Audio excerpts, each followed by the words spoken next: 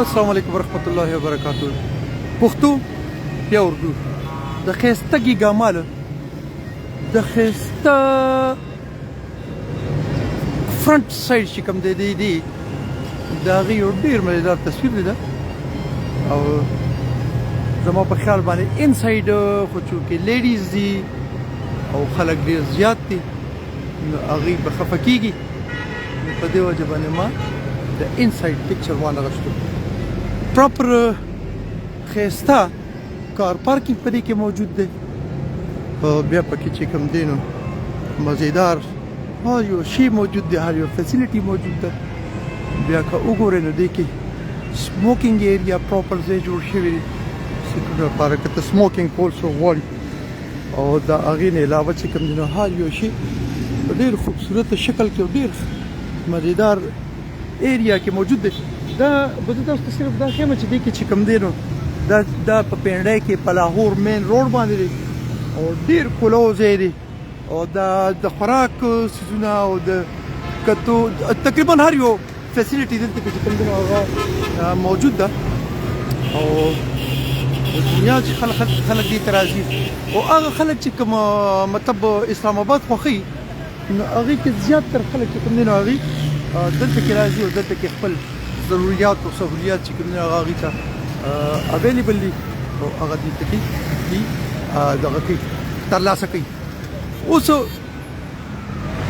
مختلف سهولیات سره ظاهره داسې څه پرابلمز هم وي مطلب ډېر سهولیات چې کوم ځای کې نه هلته کې د پردې او یا د ستر او یا د داسې چې کوم څیزونه د هغې هم دغه راځي خو ګوره د هر چا خپل خپل یو نظر دی یو خپل یو سوچ دی دا مطلب هغې کې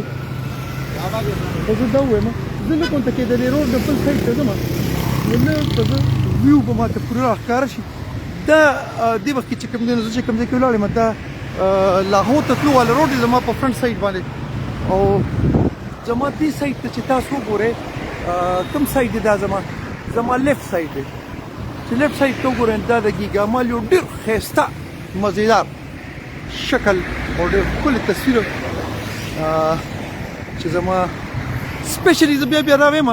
چې د وطن نه بار زما چې کوم بچي دي چې هغې خوشحاله شي چې هغې خپل وطن وویني او خپل ملک وویني او داسې فیل کړي لکه چې هغې په نیا پاکستان کې خو دغه عمران خان هغه نیا پاکستان خو نه یادوم خو لکه اکچولی دې روان ښایسته طرف ته دی او ډېر مزیدار زما ډېر زیات خوښ کړ او په دې وجه باندې زه د خپلو ملګرو سره خپل فرینڈ سره اور خپل بچوں سره دا شیئر کوم.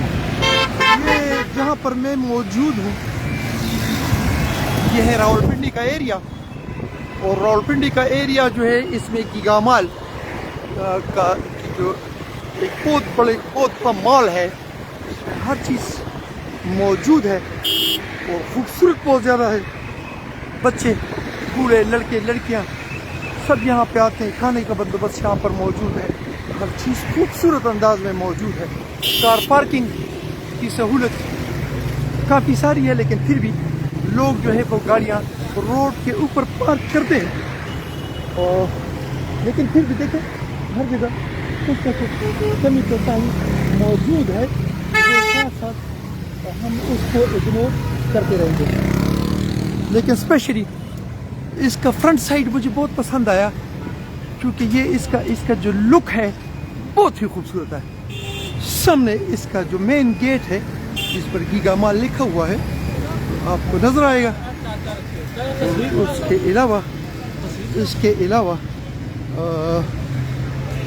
انٹرنس جو ہے یہ بہت خوبصورت ہے اور یہاں پہ پانی کا ایک خوبصورت فوارہ جو ہے وہ آپ کو نظر آ رہا ہے اور جو ایک ظاہر ہے ان حالات میں اس وقت میں جو حالات چل رہے ہیں اس میں ایک خوبصورت جو ہے وہ آپ کو لگے گا خوبصورت منظر آپ کو نظر آئے گا اور ظاہر ہے آپ کا دل اس کو دیکھ کر خوش ہوگا. یہ ہے اس کا فرنٹ گیٹ اور گیگامال کا جو نام لکھا ہوا ہے وہ بالکل اس کے سامنے ہے لیکن لائٹس زیادہ ہونے کی وجہ سے اور مختلف ایک بورڈ لگا ہوا ہے جس کی وجہ سے وہ نام آپ کو مکمل طور پہ نظر نہیں آئے گا. میں پھر روڈ پہ جاتا ہوں اور کوشش کرتا ہوں کہ میں البتہ یہ کہوں گا